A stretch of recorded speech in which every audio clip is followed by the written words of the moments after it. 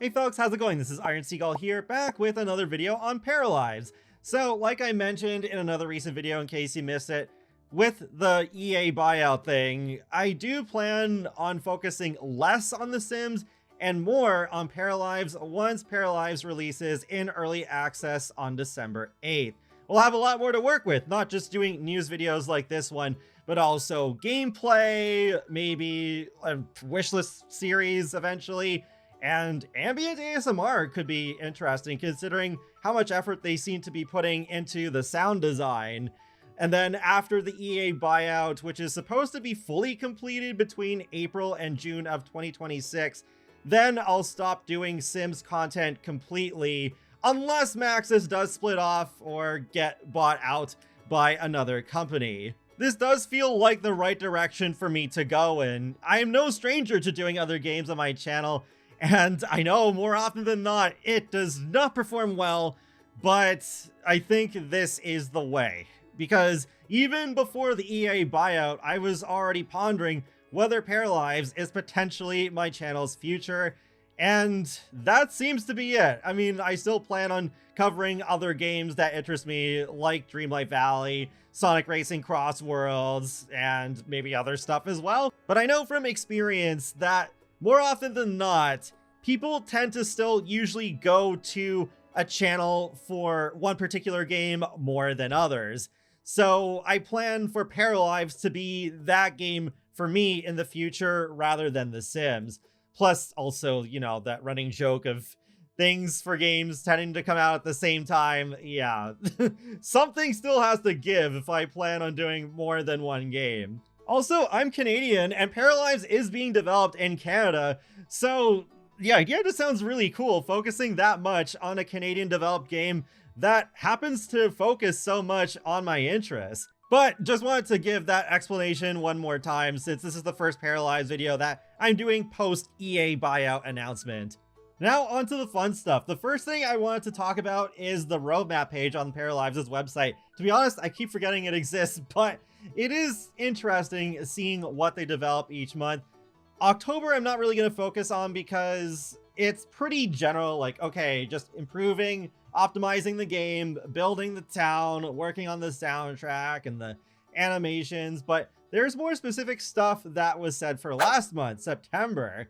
So they've done things like creating new clothing and accessories for the Paramaker, including prosthetics for the legs, so that's really cool. And they've also created animations for kids playing with games and toys, new buildings, worked on the layout of streets and the town in general, added aspirations. They've also added a collectible system where collectibles spawn randomly around the town, and you can donate them to a museum, which sounds very Animal Crossing-esque, so that's intriguing. They've added features to allow players to purchase objects in shops. Yes, that's very cool. I actually didn't see that point specifically until now, but improve the system that makes Parafolk walk around town and visit lots, and integrating different animations related to cooking and props based on the recipe that the pair is cooking with, translating the game into various confirmed languages, and more optimizations, fixing bugs, the voiceover audio, sound effects, and also linking to some of their Patreon posts. Talking about one of those posts that does focus on the Paramaker, they do show some more pictures of the leg prosthetics, and also they have hearing aids in the game, so that's really great for representation. Piercings are also mentioned, like a round nose piercing paired with a chain and a lower lip piercing, but my favorite is the one in the middle that looks like vampire fangs. I do like that they do have like some more whimsical, sillier things, not just pure realism. As far as actual playable occults go, there was one tweet I found from 2022 where they said that supernatural beings and magic aren't planned for the initial release, but they're open to considering the idea later on. Makes sense to me. I mean, there's a lot of things they need to hammer out first and make sure they have a good foundation before they put in supernatural things. And this is coming from someone who does like playing both realistically and with occults in The Sims. Last thing I wanted to talk about today is this decorating a room preview, where you get to see them decorate a bedroom as well as a connected walk-in closet. I love that with the bed, you can customize the blanket, sheets, throw blanket, and frame all separately. And there are a bunch of textures and swatches to work with, but they also did confirm a long time ago that color wheels are going to be a thing in the game too. And then we have the picture frame that you can stretch to the size that you want, just really flexible, and different photos that you can choose from to put in them. And then there's the table lamps being placed as well as the rug. It's very quick, but they do resize the rug just a little bit larger, so I'm glad we have that flexibility too. Then they choose a wallpaper texture as well as resizing the curtains. That I'm sure a lot of people are gonna love, because just this whole flexibility of stretching objects to the size that you want instead of having just pre-made sizes all the time, that just feels so next gen to me, even though this is technically an indie game, but it just feels so next level to be able to just stretch so many objects instead of it being like, oh, well, we only have budget to have 2 different sizes of a bed or a curtain or a light or whatever. So I think that's a very important aspect of Paralives. And hey, look, lots of indoor plants already, because plants are so good for decorating. It's just like, oh, a corner I need to fill? Plant. A space on a counter or a shelf that I feel like needs to be filled? Plants. They're just great ways to fill space, and in an aesthetically pleasing way. Now they're decorating the walk-in closet with a whole bunch of decorative clothing piles, as well as some heels and boots.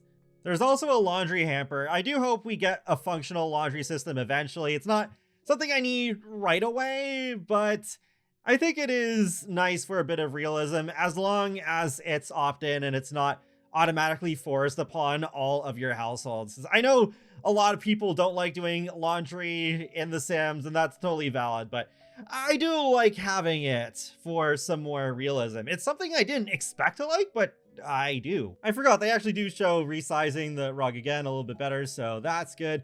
And one last thing, it's not the main focus of the video, but as they put in the lights, that big shower in the bathroom. Whoa, that's pretty interesting.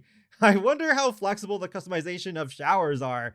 So now I actually kind of want to see a clip of them building a shower. I will say though, as much as I do like the little clips focusing on attention to detail in very specific aspects, I'm hoping that since we are getting close now to early access, that they release some gameplay, some live mode gameplay that has little to no editing, because we've seen snippets of it, but it's just like very like curated, just very short staged shots. I would like to see more like raw gameplay, if you get what I'm saying. Like, I think that is something we still need to see more of. My suggestion is to make a gameplay video focusing on one parafolk in particular and doing gameplay of just an entire in-game day with them. From the moment they wake up to making breakfast, walking to work, what sort of shenanigans go on at work, maybe they get promoted too, and then whatever happens after work, maybe they're in a relationship with someone else, maybe they get into some kind of drama, and then going to bed at the end of the day. I think that'd be a really good method of showing off the gameplay as is, so we have an even better idea of what we're getting into with early access. Even with that decorating a room video that we just took a look at, that already is a step in the right direction. It is kind of similar to what I'm asking for, except that is entirely focused on build mode, which they have already shown plenty of since that was the first thing that they worked on. That's pretty much it. So once again, I really hope Paralives ends up being a big success. And I don't mean that just in the way that The Sims needs competition and that EA needs to be taught a lesson, but also, like, I think there's potential for a really great success story here of this one guy, Alex Mosse, starting this whole thing on his own, this very ambitious project, starting with build mode, and then as he started building up this small, humble team and just making their way to success with a great life simulation game, a genre that doesn't have many games to speak of. I think that's really cool, on top of the whole Canadian angle. I know I have been hyping up this game quite a bit, especially now that my channel is going to depend a lot on how Paralives turns out, but I truly do feel that Paralives is the game with the most potential to carry the life sim genre's future.